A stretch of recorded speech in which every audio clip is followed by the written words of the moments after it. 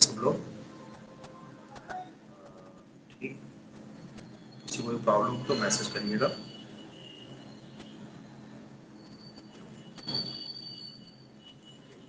Please start. कल हमने पढ़ा था कि एवरेज रेट क्या होता है और एवरेज रेट के बारे में सारी चीज़ें जान ली थी। आज हम स्टार्ट करेंगे एवरेज रेट के बाद इंस्टेंटेनियस रेट। हमने इंस्टेंटेनियस रेट के बारे में नहीं पढ़ा, तो हम स्टार्ट करते हैं। आज का टॉपिक हमारा instantaneous rate.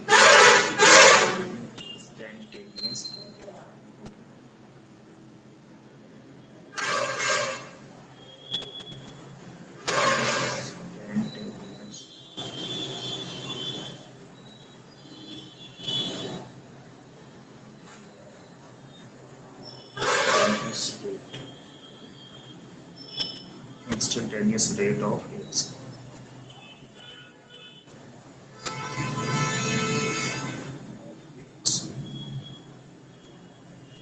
Instantaneous rate of reaction क्या होता है? जैसे एवरेज रेट में हमने देखा कि माइनस माइनस इनिशियल हो रहा था, और जो हमने ग्राफ बना रखा था, ग्राफ के माध्यम से समझते हैं क्या है इंस्टेंटेनियस रेट।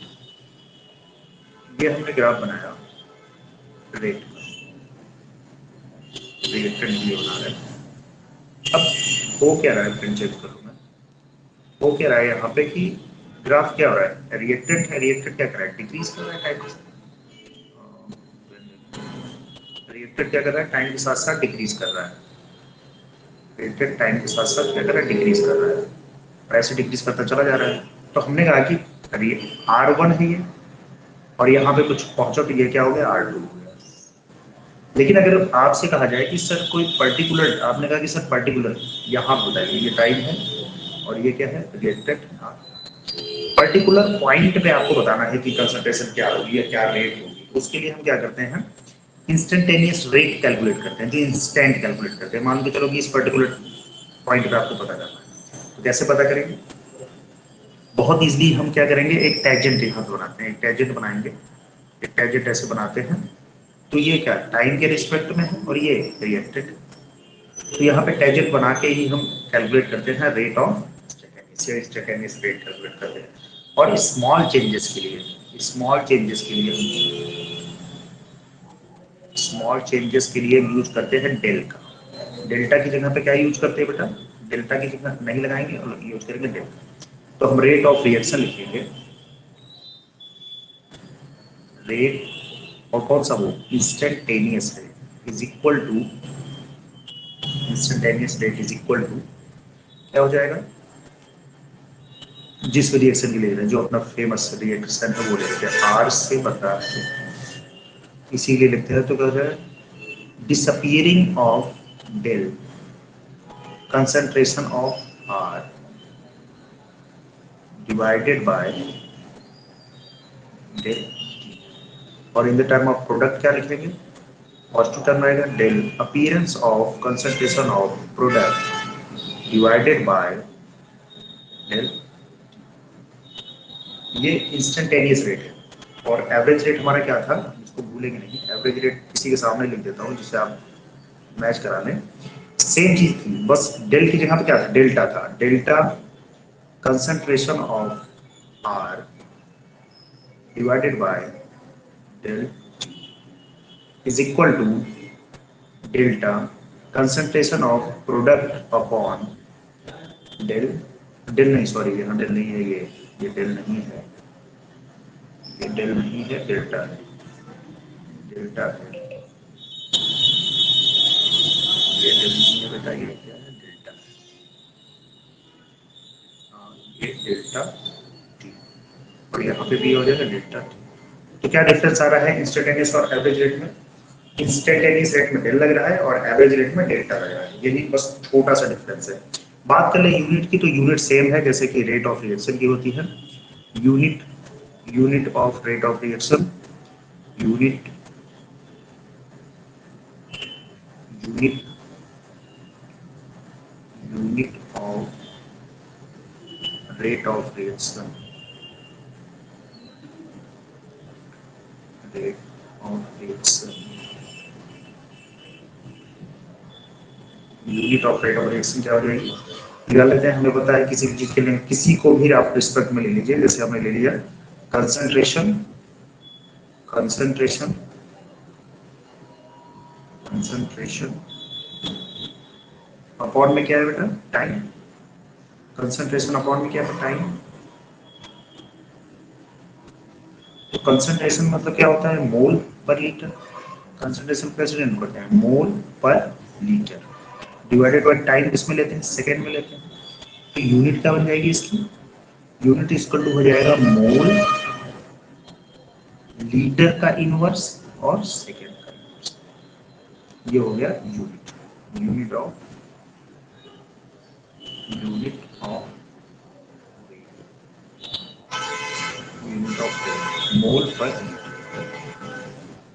मोल पर लीटर। कोई डाउट हो, कोई प्रॉब्लम हो तो पूछ लेना, इसमें क्या दिक्कत आ रही है आपको तो आप पूछ सकते हैं डायरेक्ट।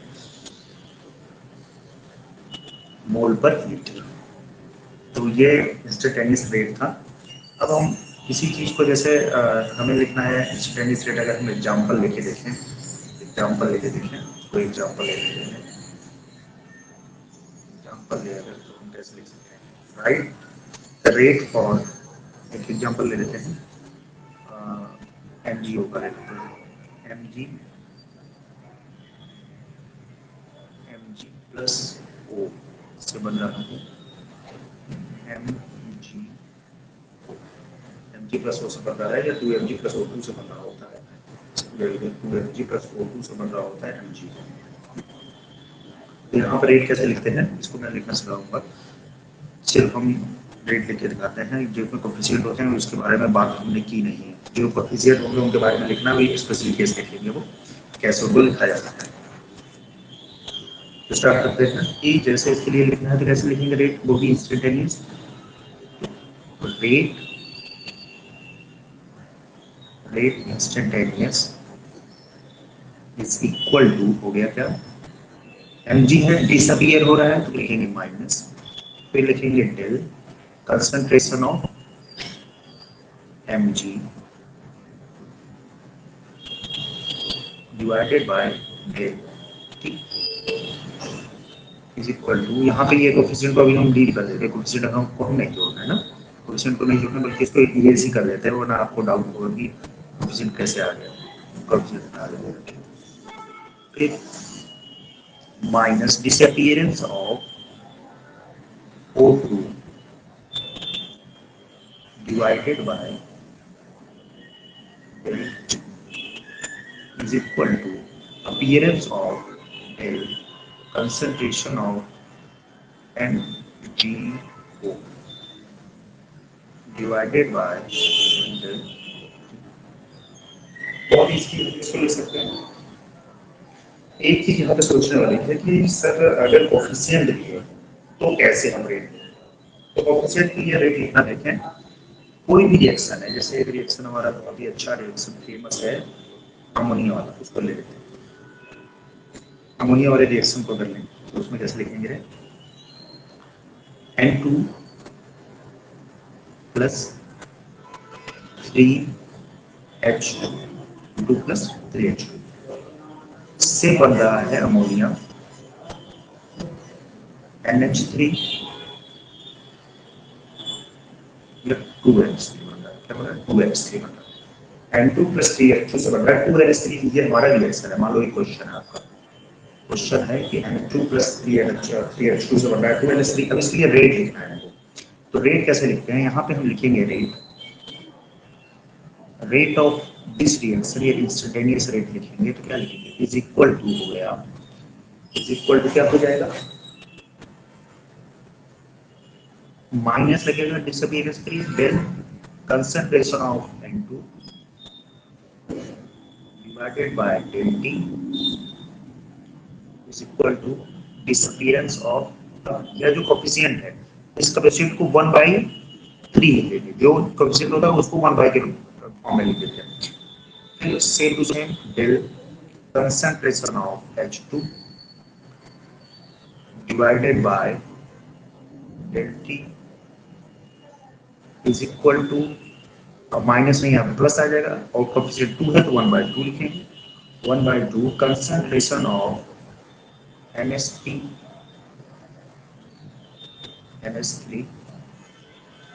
डिवाइडेड बाय डेल, ये हो गया कोफिशिएंट जिसमें दिया उन्होंने उसको कैसे लिखा, मैं सिंपल लिखता हूं कलर पेन लगा के सिंपल लगा के। देखो उसको हमने कैसे लिया 1/3 के फॉर्म में या 1/2 के फॉर्म में, किसी भी कोफिशिएंट को हम 1/3 या 1/2 के फॉर्म में लिख सकते हैं। अगर कोई डाउट हो तो मैसेज कर देना, किसी को भी करना हो माइक ओपन करके भी आप बोल सकते हैं डायरेक्ट। और सब ठीक है तो ठीक है, कोई दिक्कत नहीं है, फिर हम आगे बात करेंगे। Reaction is minus D N2 upon dt is equal to -1 upon t del H2 upon dt 1/2 d NH3 और d। फिर हम स्टार्ट करते हैं, चले नेक्स्ट कोई एग्जांपल ले लें हम। एक और ले लेते हैं एग्जांपल, मान के चलो कि एक I2 प्लस H2 से हमारा बन रहा है 2HI। I2 प्लस H2 से बन रहा है 2HI। ये क्वेश्चन, अगर ये क्वेश्चन है तो इसके लिए क्या लिखेंगे हम, बहुत इजी है, सिंपल सा आप लिखेंगे rate instantaneous is equal to disappearance of I2 divided by del t is equal to disappearance of H2 divided by del t is equal to 1/2, यहाँ पे 1/2 रहेगा, 1/2 del concentration of HI divided by del T। ठीक, इसको देखिए आप, concentration of HI upon del T।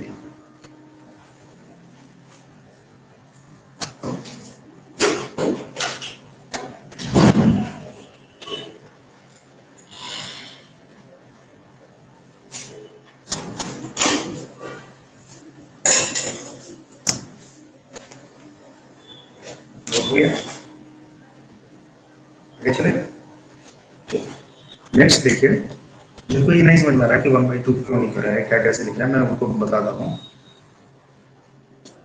Next page में add कर लें, यहाँ पे हो क्या रहा है उसको हम बताते हैं। नेक्स्ट पेज ऐड हो क्या रहा है, जैसे अगर हम बात करें, अभी हमने क्या फर्स्ट N2 वाला लेते हैं, NH3 वाला, उसको ले लेते हैं। N2 प्लस 3H2 से बन क्या रहा है बेटा, NH3 2NH3 2NH3 बन रहा है। तो अगर इसके लिए लिखा तो जाता है, सपोज करिए कि टाइम अगर मेरा T1 है, टाइम मेरा क्या है T1, टाइम क्या है T1, उस समय N2 क्या बना, सपोज करिए X बना, ठीक, प्लस और T टाइम पे खत्म कितना होगा X, और मान लीजिए तो उसी टाइम पे मेरा 3H2 कितना था होगा Y था होगा। और इससे बना, इंटरनेट मैसेज आया है बच्चे का, ओके वो बता देंगे, अभी बता देंगे। एक्स प्लस वाई से बना, वही चीज है, वही चीज एक्सप्लेन कर रहे हैं। एक्स प्लस वाई से बना, सपोज करो ये जेड बना, है ना, कुछ amount of Z.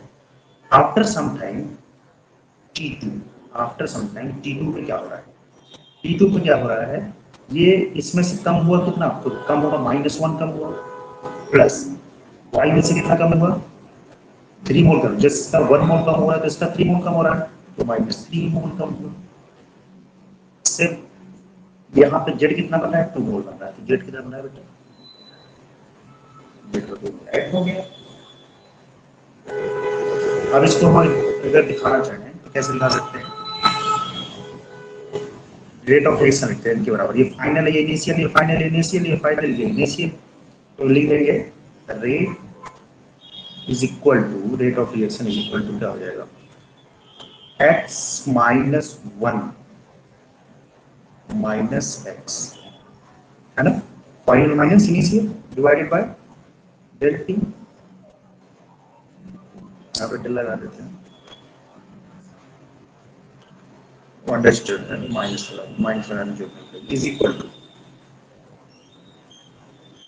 Is equal to क्या हो गया यहाँ पे लिखते हैं y minus three minus three minus Y minus Y minus three minus Y तो ये फाइनल है और ये कौन सा इनिशियल है divided by del T time के रिस्पेक्ट में हो रहा है टाइम तो हम नहीं दिखा रहे हैं इसलिए और ये हो गया बेटा Z plus two minus two minus Z Z plus two minus Z तो जब इसको हम सॉल्व करेंगे तो क्या होगा एक्स से एक्स कट जाएगा वाई से वाई कट जाएगा और जेड से जेड कट जाएगा बचेगा क्या हमारे पास ये बचेगा वन वन और minus one upon D T is equal to minus three upon D T is equal to two upon D T क्या ये इक्वल है क्या आपस में इक्वल है ये नहीं है क्यों नहीं है इक्वल क्योंकि देखो माइनस वन है यहाँ पे माइनस थ्री है और यहाँ पे टू है इक्वल नहीं है इसी को इक्वल बनाना हो तो हमें क्या करना पड़ेगा अभी इसी को मैं कलर चेंज करके दिखाता हूँ अगर इसे इक्वल बनाना पड़ेगा तो हम क्या करेंगे माइनस वन अपॉन थ्री इसमें किसका मल्टीप्लाई कर देते हैं इसमें मल्टीप्लाई कर देते हैं हम वन अपॉन थ्री का मल्टीप्लाई करेंगे इसमें किसका मल्टीप्लाई करेंगे वन बाई टू का तो ये टू इससे कैंसिल आउट हो जाएगा ये थ्री इससे कैंसिल आउट हो जाएगा तो बचेगा क्या minus one upon D T is equal to minus one upon D T is equal to one upon D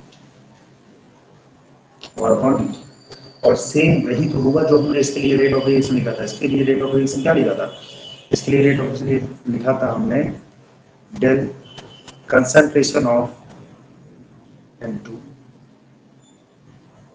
divided by dt is equal to minus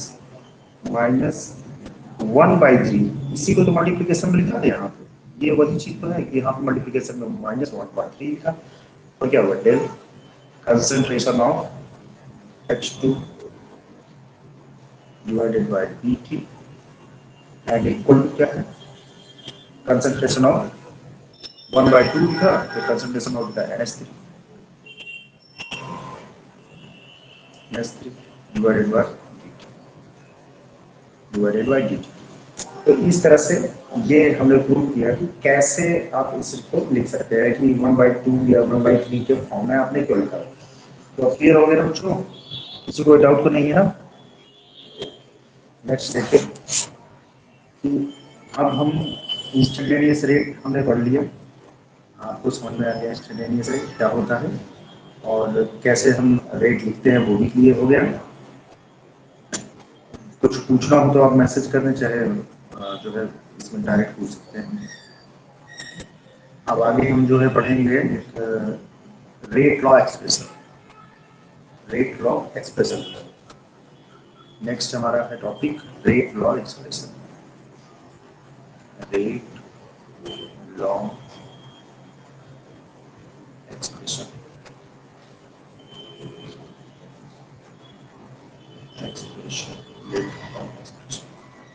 क्या होता है रेट लॉ जानते हैं इसको समझते हैं क्या होता है रेट लॉ एक्सप्रेशन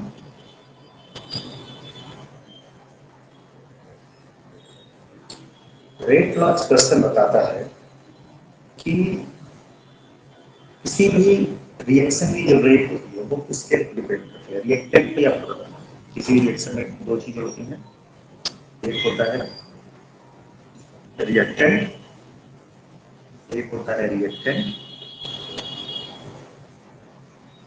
रिएक्टेंट और दूसरा होता है बेटा प्रोडक्ट एक होता है रिएक्टेंट दूसरा होता है प्रोडक्ट अब आप मुझे बताएं कि रेट किस पर डिपेंड करेगी रिएक्टेंट के ऊपर डिपेंड करेगी कि प्रोडक्ट के ऊपर डिपेंड करेगी बताइए पहले सोचिए जल्दी ऑब्वियस सी बात है कि ये किस पर डिपेंड करेगी रिएक्टेंट हमारा रिएक्टेंट जैसा होगा मैं नेक्स्ट पे ले जा रहा हूँ हमारा रिएक्टेंट जैसा होगा वैसा ही प्रोडक्ट मिलता है। अगर आपको इजी ऐसे रिएक्टेंट मिल जाएगी जो बहुत इजीली क्या हो जाएगी, रिएक्ट करना शुरू कर दे तो आपका रिएक्शन जल्दी कंप्लीट हो जाएगा। और आपका रिएक्टेंट अगर ऐसा हो जो रिएक्ट जल्दी ना कर रहा हो तो आपका रिएक्शन बहुत स्लो होगा। तो रेट ऑक्सीडेशन किस पर डिपेंड करता है? टोटली डिपेंड करता है जो रेट ऑफ रिएक्शन रिएक्टेंट पे। जैसे एग्जांपल ले लीजिए, आपको आयरन को देखिए, मुझे आयरन का नस्टिंग करिए तो आयरन बहुत देर में नष्ट होगा, लेकिन टोमेटो के स्पॉइल करना हो तो 2-3 दिन में स्पॉइल हो जाएगा। तो रिएक्टेंट जैसा होगा वैसा प्रोडक्ट बनेगा।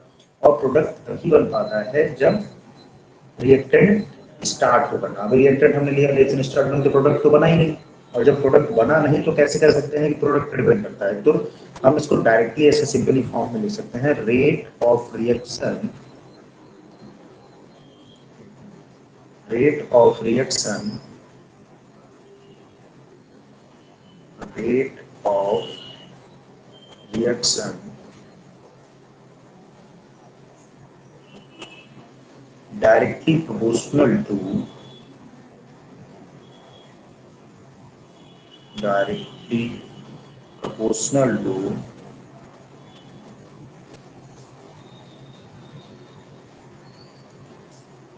directly proportional to reactant concentration of reactant, concentration, concentration of reactant, directly proportional to concentration of reactant, directly proportional to concentration of reactant. Rate of reaction is directly proportional to concentration of reactant. Concentration of reactant. Rate of reaction directly proportional to concentration of reactant. तो देख सकते हैं कि rate law अगर लिखना हो हमको तो रेट लॉ क्या हो जाएगा? रेट लॉ हो जाएगा rate law is directly proportional to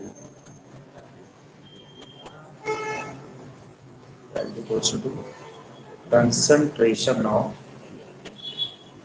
acidic proportion directly proportional to concentration of reactant. अगर मेरा रिएक्शन ऐसे रिएक्शन आर से इसी को अलग, हाँ मतलब अलग तरीके से हम कैसे यूज कर सकते हैं कि रेट अभी किसी रिएक्शन को दे रहे हैं हम आपको कि ए प्लस बी से रिएक्शन बन रहा है सी प्लस, क्या मतलब ए प्लस बी से बन रहा है सी प्लस डी। तो रेट लॉ लिखना होगा तो कैसे लिखेंगे? Rate law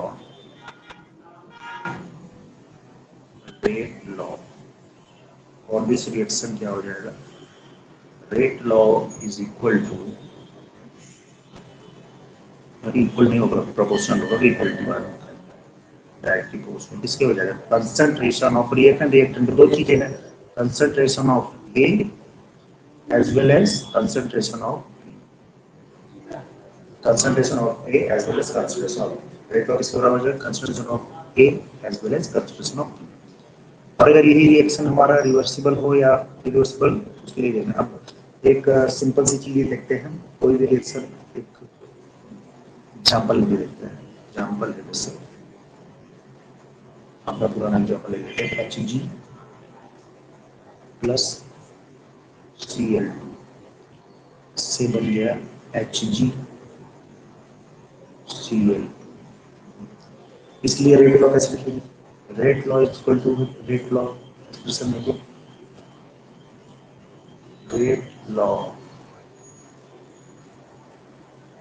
is equal to, या डायरेक्टली प्रोपोर्शनल लिखेंगे, इक्वल भी नहीं लगा रहे, directly proportional to concentration of Hg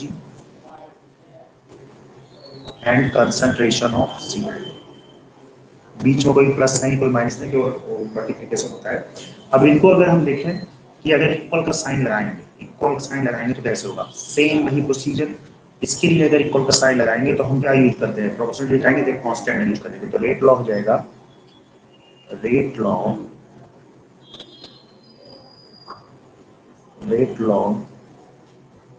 is equal to K concentration of R, बस क्वेश्चन हटाया के लगाया, इसलिए लिखा है तो क्या हो गया, rate law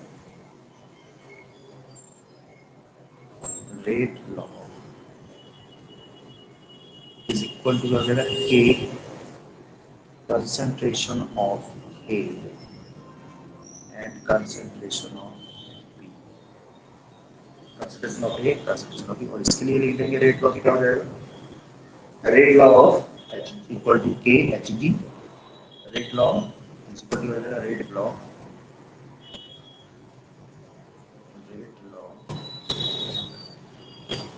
is equal to K concentration of Hg and concentration of Cl, concentration of Cl, ये हो गया रेट एक्सप्रेशन या rate law.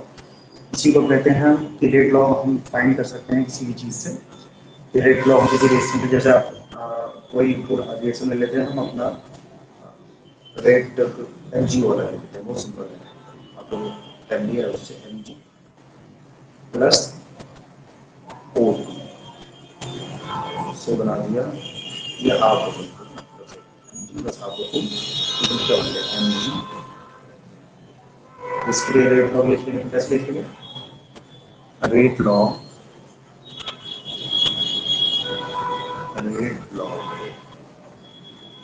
Is equal to क्या हो जाएगा, rate law is equal to हो जाएगा बेटा के concentration of Mg,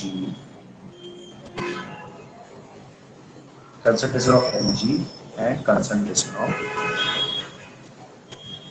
of O2 की पावर हाफ होगा, भी मैं बताऊंगा कैसे, रेट लॉ एक्सप्रेशन ये हो गया।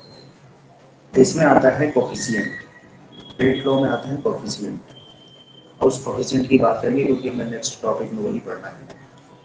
जिन भी रिएक्शंस पे उनके कोफिशिएंट आगे दिए होंगे, जैसे इसमें कोफिशिएंट आगे दिया गया है, ये इक्वेशन था अपना N2 plus 3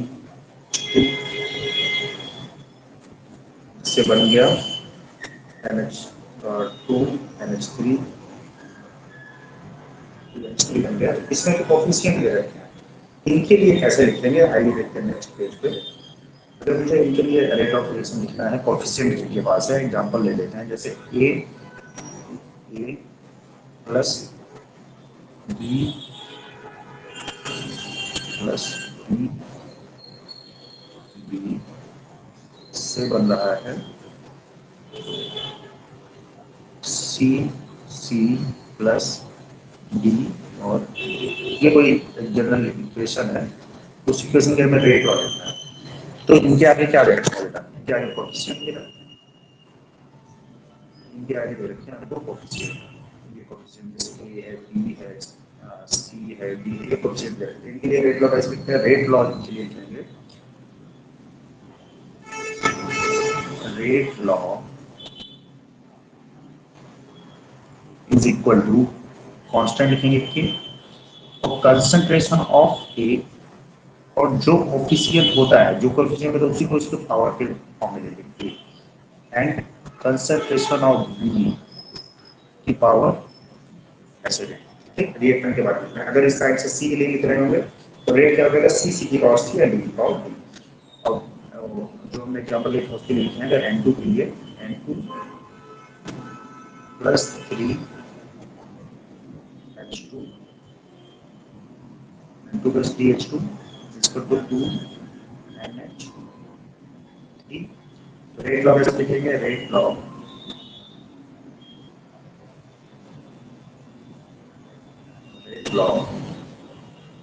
is equal to K concentration of N2, और किस पर डिपेंड करेगा, कंसंट्रेशन ऑफ H2, लेकिन इसके आगे कोफिशिएंट लगा है वही उसकी पावर, यानी ऐसे लिख सकते हैं simple Hg H2 plus I2 आ रहा है, H2 प्लस I2, H2 में 2H आएगी, 2H आएगी, 2HI से बना दिया H2 plus I2, H2 plus I2, अब टारगेट लिखिए रेट लॉ तो क्या है, R is equal to, R क्या हो जाएगा, K concentration of H I power, ये आपका हो गया रेट लॉ एक्सप्रेशन। आगे हम नेक्स्ट चैप्टर में पढ़ेंगे what is order, next day पढ़ेंगे ऑर्डर, ऑर्डर मॉलिक्यूलरिटी, ऑर्डर क्या है, मॉलिक्यूलरिटी, मॉलिक्यूलरिटी। तो बने रहिए और देखते रहिए, कोई डाउट हो तो आप मुझे मैसेज कर दीजिएगा, मेल कर दीजिएगा जो आपको ठीक लगे। मिलते हैं नेक्स्ट वीडियो में। Thank you so much. हाँ, जो डाउट है वो व्हाट्सएप में